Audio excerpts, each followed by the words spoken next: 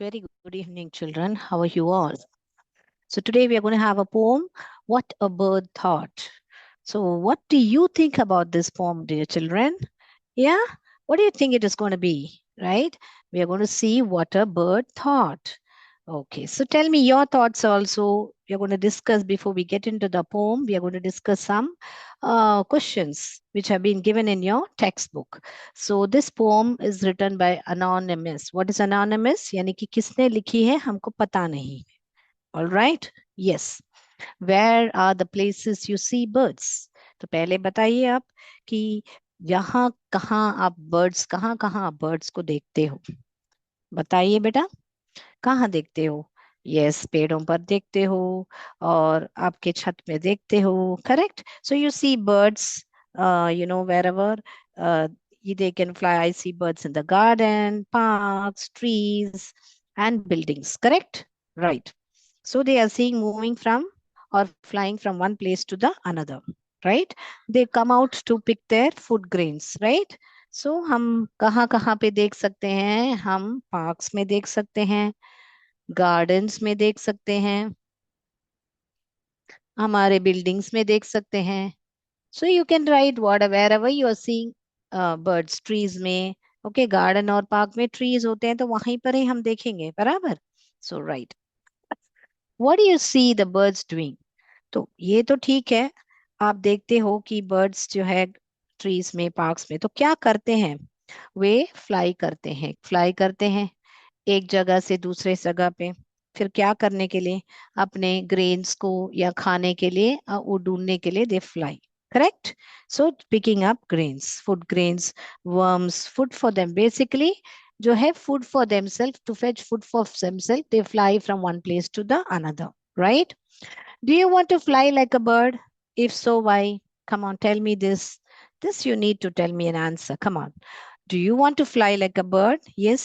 जब आप बर्ड को देखते हैं जो बड़ा जैसे ईगल जैसे बर्ड सब होते हैं, बहुत बड़ा, ऊपर फ्लाई करता है, बहुत हाई फाई फ्लाई करता है, तो कैसा फील होता है बेटा कि काश हम भी वैसे उड़ान लें, ऐसा लगता है ना? Yes. So you can say, I want to fly like a bird to explore the world freely. है ना, हमको लगता है कि बर्ड है ना जो फ्री उड़ता है, तो बर्ड बहुत आजाद है. हाँ. और पूरी दुनिया को देख पा रहा है, यानी वर्ल्ड को एक्सप्लोर कर पा रहा है. Correct. So you can write, sentence. I want to fly like a bird to explore the world freely. Right? Yes. You can tell me your answer also, because this is something which you need to think and tell. फिर भी मैं answer भी आपके साथ discuss कर रही हूँ. Now comes to the poem. What does a baby bird think about this world? तो ये ही जानने वाले हैं इस पोएट्री में कि what does a baby bird think about it's world. तो जैसे ही बेबी बर्ड, बेबी पहले क्या है, आपको पहले कैसे रहता होता है? बर्ड्स किस में से निकलते हैं बेटा? एग्स में से निकलते हैं. करेक्ट. तो ऐसे अंडा रहता है, फिर वो अंडा जो है हैच होता है. ओके. वो अंडा हैच होता है तो फिर उसमें से आपको एक छोटी सी बर्ड मिलती है. बराबर. एक छोटा सा बर्ड मिलता है ना? सो चिक मिलता है. करेक्ट. सो इसमें से ये निकलता है. राइट. सो ये जो बेबी बर्ड है ना, वो वर्ल्ड के बारे में क्या सोचता है, ये ही जानने वाले हैं इस कविता में. और ये कविता किसने लिखी है हमको मालूम नहीं है, इसलिए वी से anonymous. Okay, we don't know the poet. Right. So let me share my screen and all of us will do the poetry.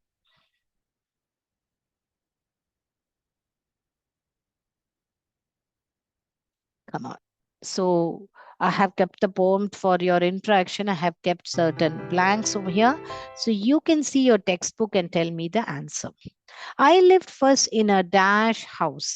तो पहले पहले जो छोटी जो बर्डी है वो हमको कहती है, I first lived in a little house, यानी कि छोटा सा घर में मैं रहती थी. And live there very well, और वहां पर मैं बहुत खुशी से जीती थी. क्या बता रही है हमारी बर्डी जो है कि वहां पर मैं बहुत खुश थी करके बता रहे. Okay. Right. I thought the world was dash and dash. तो उसका वर्ल्ड कैसे है बता रही है कि बहुत छोटी है। मेरे जो दुनिया है बहुत छोटी सी दुनिया है और गोल है। And made of blue, pale blue shell. तो वो किससे बनी हुई है वो छोटी सी दुनिया जो है? Pale blue shell. तो हम यहाँ पर आपको ब्लू कलर में ही ड्रॉ करके वो आपको बताएंगे। यानी कि ये जो है अंडे में रहती है वो जो बेबी बर्ड है, करेक्ट। तो इसीलिए ये बता रही है कि ये जो मेरी दुनिया है ना, ये वर्ल्ड, इसी को ही दुनिया बता रही है हमारी जो बर्डी है कि वर्ल्ड। क्योंकि यहाँ पर ही इसके अंदर ही वो बर्डी है, वो बर्ड है। सो पहला पहला what is it describing? I live first in a little house, में छोटे से घर में रहती थी। And live there very well, और बहुत खूब जी वहां पर। I thought the world was small and round. कि मेरी जो दुनिया, ये जो अंडे की बात ही कर रही है कि मेरा जो दुनिया है ना वो बहुत स्मॉल और राउंड थी करके। ओके, बहुत small and round. And made of pale, pale यानी कि जो बहुत लाइट कलर है, pale blue shell. All right, so it's made up of pale blue shell, right. So shell और वेल यहाँ पर राइमिंग वर्ड है, शेल और well. Okay, yes, right. So let's go to the next. Yes, yes. So note the rhyming scheme also, you want to note the rhyming scheme. ये एक line है, house में खत्म हो रहा है ए, और हाउस और वेल मैच नहीं हो रहा है तो ये बी। उसके बाद में ये राउंड खत्म हो रहा है, तो ये राउंड जो है वेल के साथ भी मैच नहीं कर रहा है, हाउस के साथ भी नहीं मैच कर रहा है, तो ये हुआ सी। उसके बाद में ये शेल जो है बी के वेल के साथ मैच हो रहा है, इसीलिए ये हुआ बी। तो जो जो राइमिंग है उन सबको हमको सेम लेटर से मैच करना है। सो राइमिंग स्कीम, ये पैराग्राफ, ये स्टैंजा में क्या हुआ? A B, C B, A B, C B, right. तो राइमिंग स्कीम हमारा फर्स्ट स्टैंजा में ए बी सी बी है। हम अगले स्टैंजा में देखेंगे कि कवि ये ही राइमिंग स्कीम मेंटेन करते हैं कि नहीं करके। So first we will submit the answers whatever we have marked. Let me submit it. Next stanza में क्या बता रहे हैं हमारे बर्डी, हम देखेंगे। I live next in a little nest. तो बाद में हेल एग से हैच होने के बाद चिड़िया ने, मैंने बताया था ना ऐसे ड्रॉ करके, जैसे कि यहाँ पर ये जो एग में से ऐसे एग टूट गया मान लीजिए, तो एग में से आके, ये मेरा अंडा बहुत लंबा हो गया, कोई बात नहीं है, ये हुआ, राइट। तो ये जो है एग हैच होके हमारे बर्डी को जो है वो कहाँ पर आ गई है? नेस्ट मर आ गई है। किधर आ गई है? घोंसले में। तो घोंसला कैसा होता है? हम सबको मालूम है, घोंसला ऐसा होता है, राइट। तो घोंसले में ऐसे स्ट्रॉ से बने होते हैं, बराबर, राइट। तो घोंसले में अपना जो बर्डी है घोंसले में है। तो इसीलिए बर्डी बोल रहे हैं कि मैंने अपने आप को घोंसले में, दूसरा घर मेरा कैसा है? घोंसले में है। ओके, तो मैं चिक को छोटा सा इसमें बनेगा कि नहीं मुझे पता नहीं है, क्योंकि ये जो हमारी पेंसिल जो हमारे कंट्रोल में नहीं रहती है, फिर भी मैं ट्राई करती हूँ। ये हमारा बर्डी, मान लीजिए ये हमारा छोटा सा बर्डी है। Okay, right. तो ये जो है, next I lived in a little nest, correct. तो next I lived in a little nest, तो हम नेस्ट को लेंगे यहाँ पर। नॉर नीडेड एनी अदर, तो उसके बाद मुझे कुछ जरूरत ही नहीं पड़ा, मैं हैप्पीली उस नेस्ट में थी, यानी कि इस दुनिया में से निकल के इस दुनिया में आ गई। यानी कि ये ब्लू जो शेल है उसमें से निकल के यहाँ पर आ गई, बोलने का मतलब है। तो मुझे और कुछ नहीं चाहिए था। आई thought the world was made of straw. तो मैं क्योंकि ये घोंसला जो है स्ट्रॉ से बना हुआ है, तो मैंने सोचा जो वर्ल्ड है वो स्ट्रॉ से बना हुआ है। ओके, तो I thought the world was made of straw and nestled by my mother, और यहाँ पर मेरी मम्मा भी थी। या है, जब चिड़िया जो है छोटी रहते हैं तो मम्मा भी रहती है ना, है ना। तो यहाँ पर बड़ा सा एक मम्मा को बना देते हैं। तो आपको जो आप भी ऐसे कभी भी कुछ पढ़ रहे हो ना बेटा, तो है ना, आप है ना उसको समझ के पढ़िए कि क्या पढ़ रहे हो करके। Okay, so when you understand and read for meaning, you will never forget it. Okay, yes, चलिए। तो यहाँ पर आई live next in a little nest nor needed any other, I thought the world was made of straw and nestled by my mother। Okay, so other and mother rhyming हो रहा है। तो यहाँ पर भी राइमिंग स्कीम क्या रखा है बेटा, हमारे कवि ने, आई मीन अनोनिमस कवि, जो हमारे कवि जो हैं, we are, it is not known to us, it is A B C और वापस यहाँ पर बी। तो क्या राइमिंग स्कीम है यहाँ पर हुई, A B C B. Okay, yes, this is the rhyming scheme which is maintained again in the second stanza. So छोटी सी दुनिया है मेरी जो नेस्ट है, और वो किससे बनी है बेटा, स्ट्रॉ से बनी है, और किसके साथ रहती है, अपनी मम्मा के साथ रहती है। All right, so let's go to the next, let's submit our answers.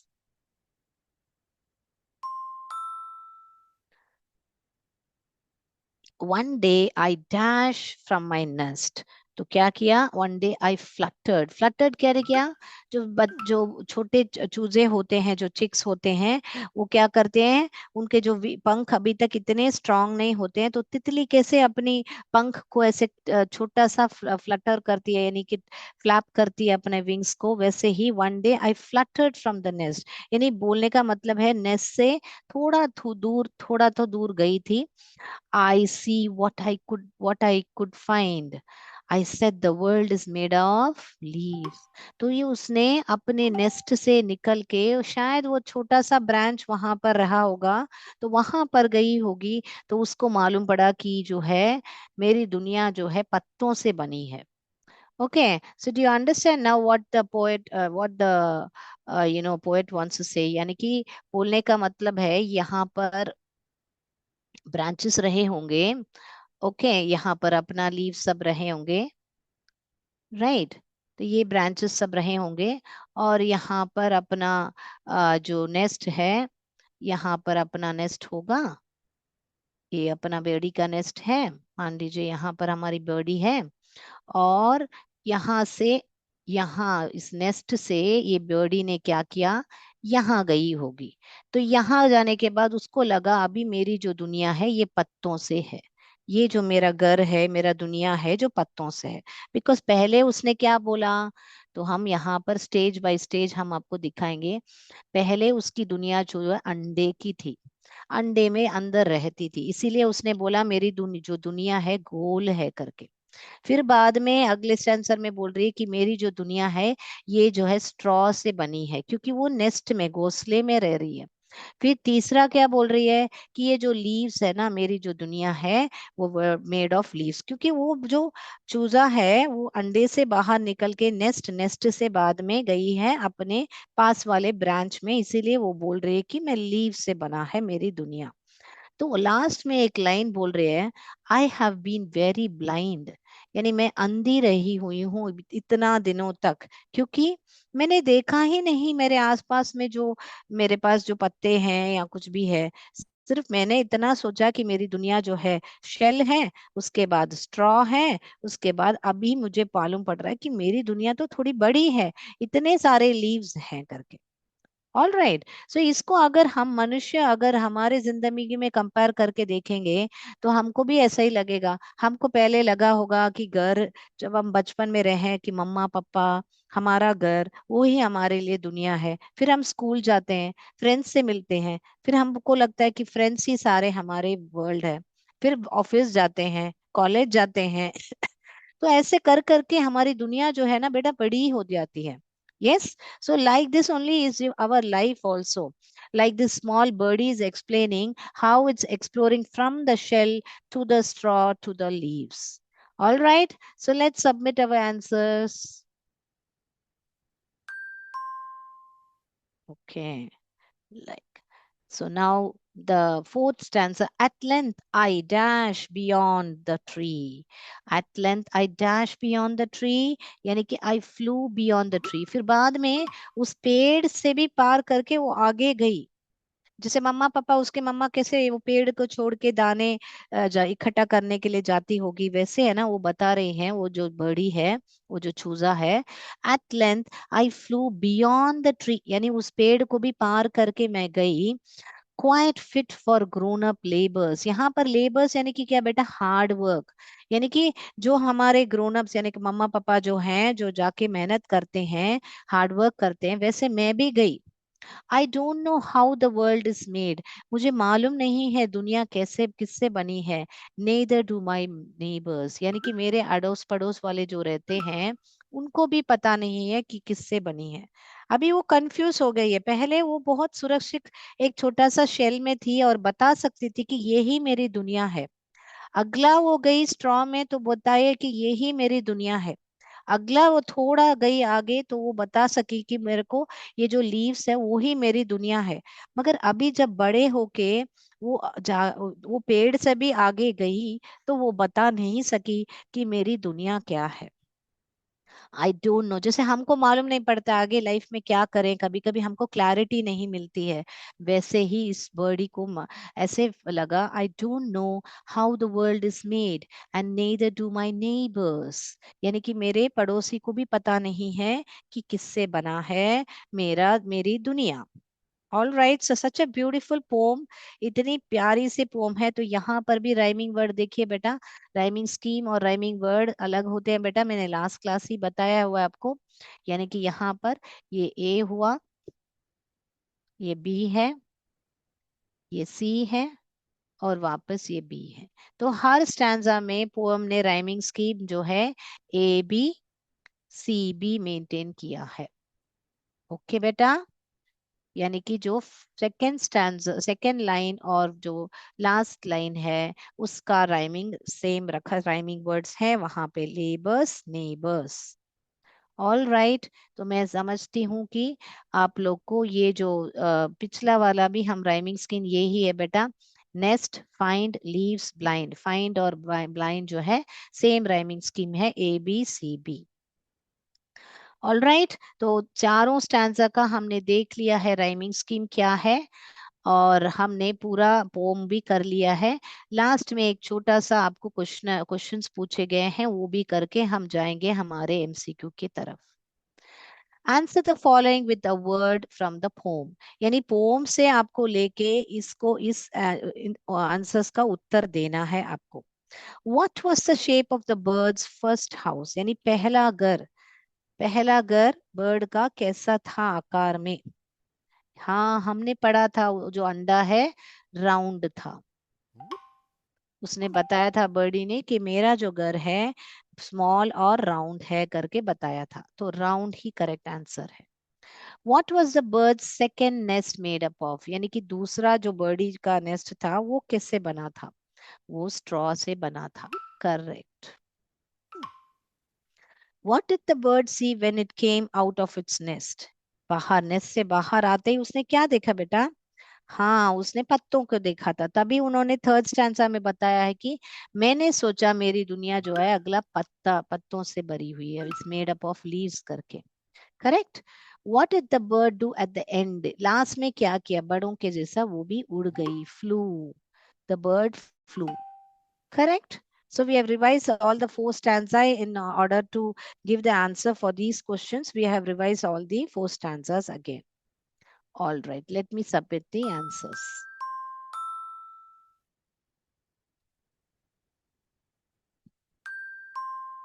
Now, Abhi, let's go through the poem once more fully. I'll read it for you.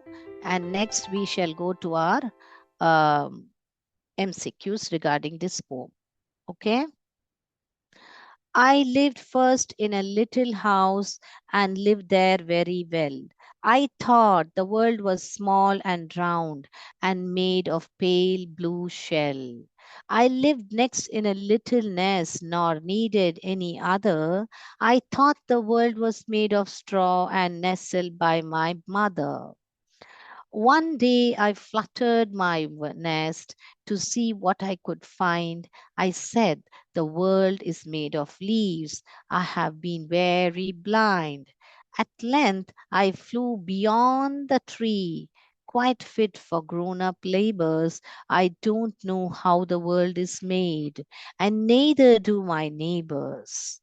Very beautifully written, but we don't know who is the poet of this beautifully written poem. So let's go to our MCQs. I hope you all understood the poem very well.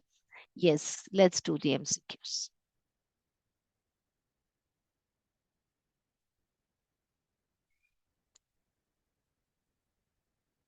Okay. The first question is, where did the bird live when it was very small? In a cage, in its nest, inside a shell, in a tree, in the sky. Where did the bird live when it was very small?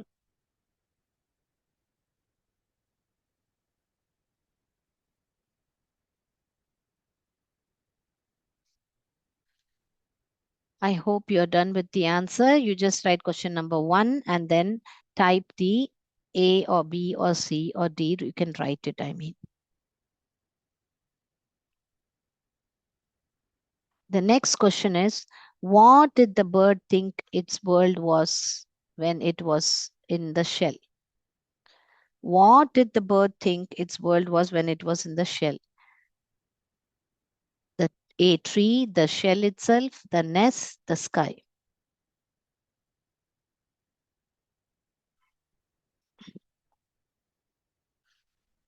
Okay, can I go to the third one? Yes. Shall we proceed to the third one? Right. Let me go to the third one.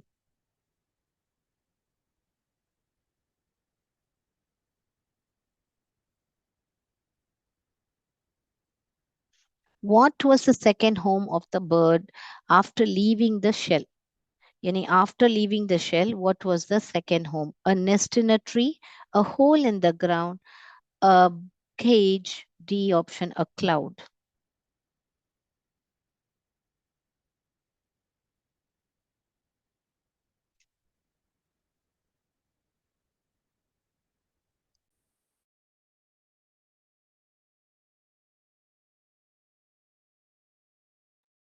Right. Can we go to the next?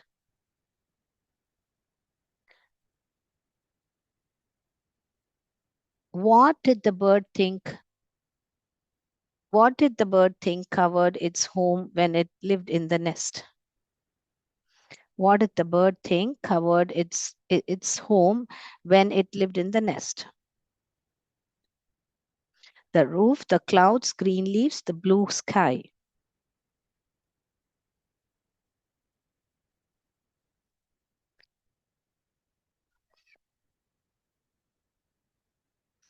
What did the bird think?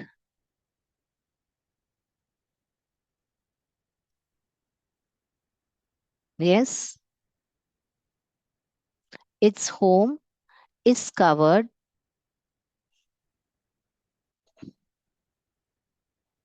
Its home is covered when it lived in the nest. What did the bird think of its home covered when it's lived in the nest? A roof, the clouds, green leaves, the blue sky.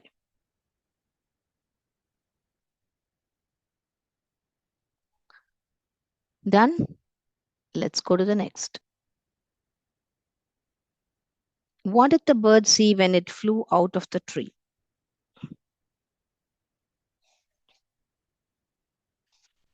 What did the bird see when it flew out of the tree?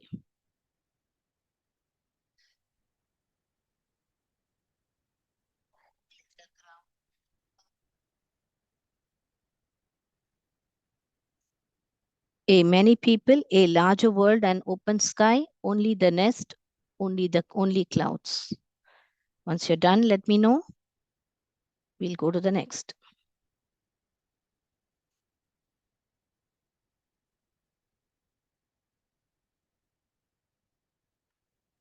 Yes, sixth one. What did the bird realize at the end of the poem? The world keeps getting better. Its home is the smallest. It can't fly high. The nest is safest.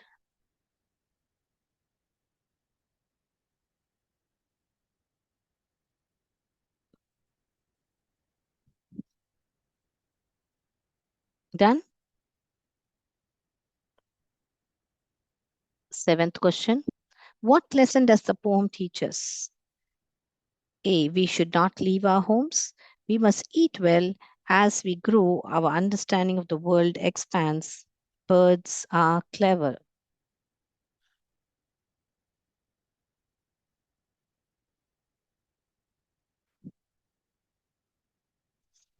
What is the tone of the poem?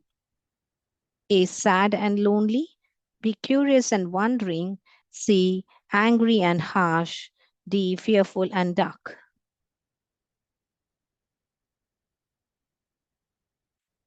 Who is the speaker in the poem? A child, a bird, a tree, a poet. A child, a bird, a tree, a poet. Who is the speaker in the poem?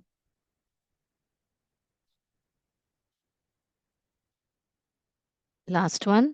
What did the bird think when it saw the blue sky? It was the biggest world of all. It wanted to go back to the nest. See, the leaves were prettier. The sky was scary.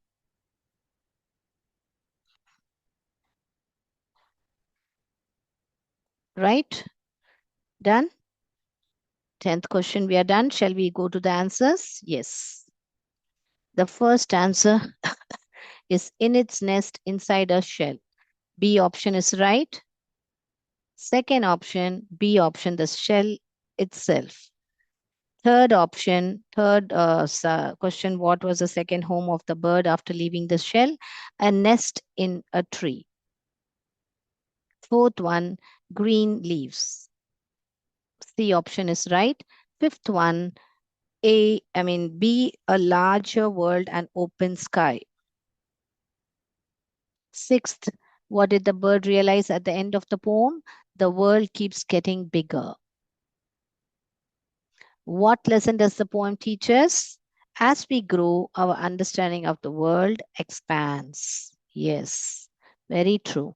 What is the tone of the poem? Curious and wondering, because the birdie is very curious and wondering. Who is the speaker of the poem? Yes, it's the birdie. It's a little bird who is the speaker of the poem. 10th one. What did the bird think when it saw the blue sky?